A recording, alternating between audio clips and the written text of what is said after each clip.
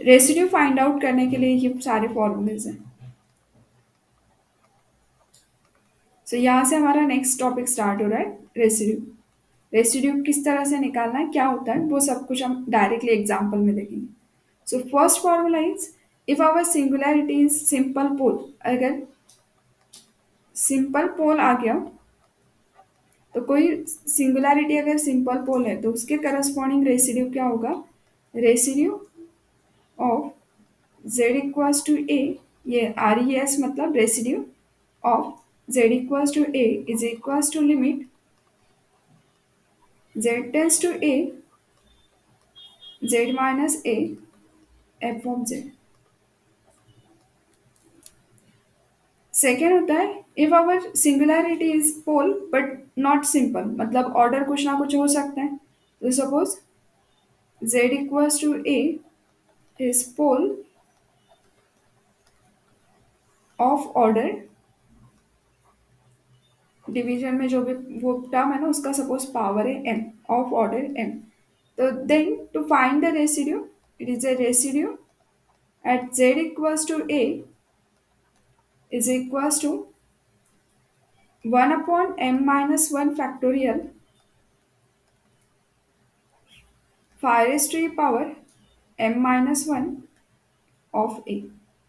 इसका मतलब क्या होगा, जो हमारा फंक्शन है, सपोज आपका अगर ये z equals to a is a singular pole singularity of order m, मतलब हमारा फंक्शन कैसा होगा, f of z equals to numerator में रहेगा फाई ऑफ जेड जो कि एनालिटिक फंक्शन है, और डिवीजन में Z minus A raised to power M. अब देखो ये अगर हमारा फंक्शन है और आपको पूछा होता कि ये फंक्शन का सिंगुलैरिटी बताओ, तो आप क्या बताते थे कि अच्छा ये डिवीजन का टर्म जीरो है ना, तो इक्वेट टू जीरो करोगे तो जेड इक्वल्स टू ए। तो इस फंक्शन के लिए सिंगुलैरिटी है जेड इक्वल्स टू ए, और इस ब्रैकेट का पावर फाइनाइट है M. So we can say z equals to a is a singularity for our f of z of order m।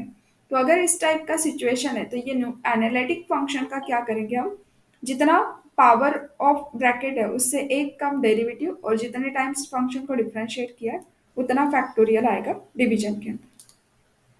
Then third formula is,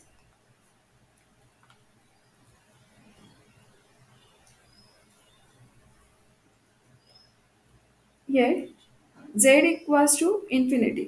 अगर singularity infinity आ गई तो infinity point के लिए कैसे solve करेंगे residue.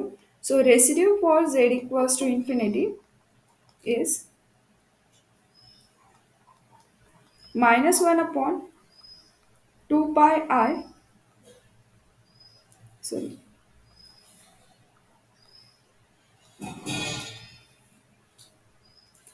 Residue for infinity is limit z tends to infinity minus z f of z if limit exist। So infinity point के लिए अगर रेसिड्यू निकालना है तो ये होगा इसका formula, residue of z equals to infinity is limit z tends to infinity minus z f of z। And fourth formula is, if f of z is equals to phi of z divided by psi of z has simple pole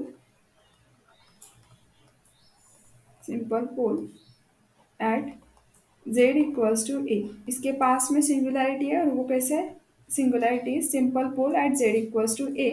तो then residue at z equals to a is equals to phi of a divided by psi dash of a। Cauchy's residues theorem का statement है,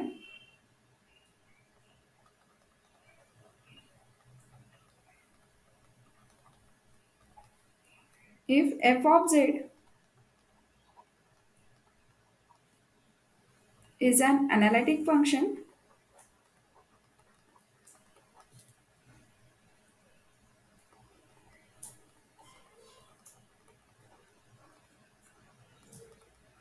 within an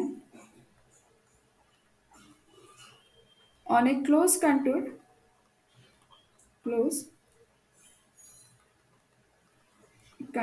C,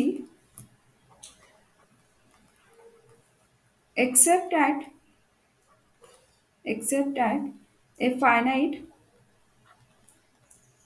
except at a finite number of points या फिर number of poles. अगर हमारा function कैसा है, F of Z analytic है इन ए close contour, जो भी रीजन गिवन है उसके अंदर पूरे टर्म पे एनालिटिक है, एक्सेप्ट कुछ एक पॉइंट्स उसके अंदर है कि जिसके ऊपर वो एनालिटिक नहीं है। सो उनको कह रहे हैं वो सिंगल, वहाँ पे एनालिटिक नहीं मतलब वो singularity, and this are the Z1 Z2, ये हो गया हमारे singular points, that is a pole singularity within within C. Then integral along the curve f of z dz is equals to 2 pi I summation of r running from 1 to n residue of z equals to zr.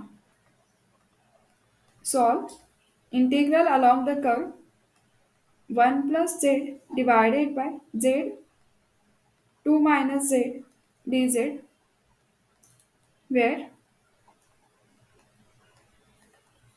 C is the circle, mod of z equals to 1, using residue theorem.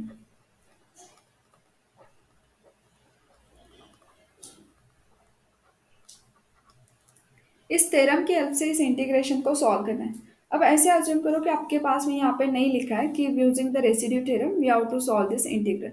तो बिना residue theorem के अगर मैंने आपको ये integration दिया होता तो आप लोगों ने इस टाइप का इंटीग्रेशन किया हुआ है। कब किया था हमने ये ऐसे टाइप का इंटीग्रेशन? क्या करते हैं हम इस टाइप के इंटीग्रेशन को सॉल्व करने के लिए? पार्शियल फ्रैक्शन की जरूरत ही नहीं ना। Cauchy integral, yes, Cauchy integral formula क्या होता है इंटीग्रेशन सॉल्व करने का? Integral along the curve F of Z divided by Z minus A D z is our 2 pi आई, और बस ये सिंगुलरिटी ऊपर के टर्म में पुट अप कर दूं, है ना। सो यहाँ पे आपके पास में इस फंक्शन को सिंगुलरिटी कहाँ पे, इस फंक्शन के पोल्स कौन से? 0 एंड 2। सो ये टर्म अगर इक्वेट टू 0 करते डिवीजन का तो z equals to 0 and z equals to 2 are pole for our given function.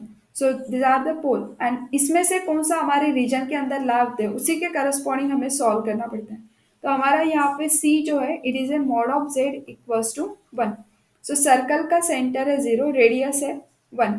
तो अगर हम इस सर्कल का सेंटर 0 रेडियस 1 ले रहे हैं तो इस सर्कल के अंदर इनमें से कौन सा सिंगुलरिटी ला होगा? क्या दोनों होंगे कि एक ही होगा?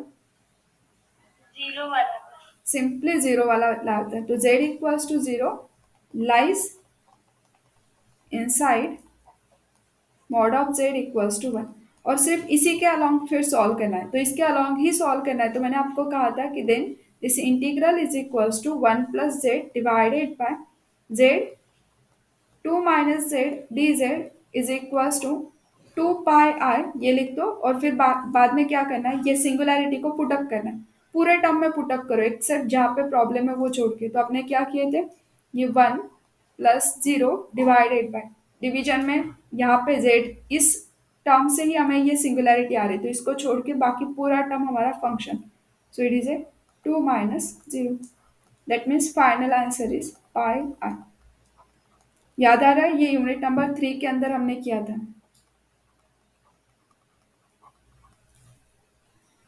ऐसे किए थे ना? यस, सबको याद आ रहा है क्या ये किए थे करके? अब आपको यही लॉजिक लगाना है, इसके लिए कोई फॉर्मूला रटना नहीं है रेसिड्यू का, कुछ नहीं करना है। सीधा सीधा क्या करोगे, सेम वे से जाओ कि हमारा जो फंक्शन सी है, सी is mod of z equals to 1, that means circle is center is 0, radius is 1, so this one is our circle. Now here division term is z 2 minus z, equal to 0. So here we get the z equals to 0, z equals to 2. ये क्या हो जाएंगे? R पोल। अगर ये poles है, सो इनमें से कौन सा सर्कल के इनसाइड लाई होता है वो हमें चेक करना है। तो we know that z equals to 0 lies inside region. इसके लिए जो सिंगुलैरिटी सर्कल के इनसाइड लाई होती है उसी के corresponding we have to find the residue. तो therefore residue for z equals to 0, अगर z इक्वल्स टू 0 इस पॉइंट के लिए रेसिड्यू निकालना है तो प्रोसेस क्या होगा? वी टेक लिमिट, ये जो पॉइंट होता है ना z equals to, equal to वाले टर्म के इक्वल टू के साइन के जगह पे ये लिमिट लगा दो, z टेंस टू 0। फिर z माइनस 0, मतलब ये जो सिंगुलैरिटी होती है z इक्वल्स टू, अगर आपके पास में a लिखा है तो यहाँ पे ब्रैकेट क्या होगा? z माइनस ए, ये वाला ब्रैकेट यहाँ पे आता है। सो यह z माइनस 0 और पूरा आपका जो इंटीग्रेशन का फंक्शन है वो यहाँ पे लिख देना। सो पूरा इंटीग्रेशन हम यहाँ पे लिख देंगे।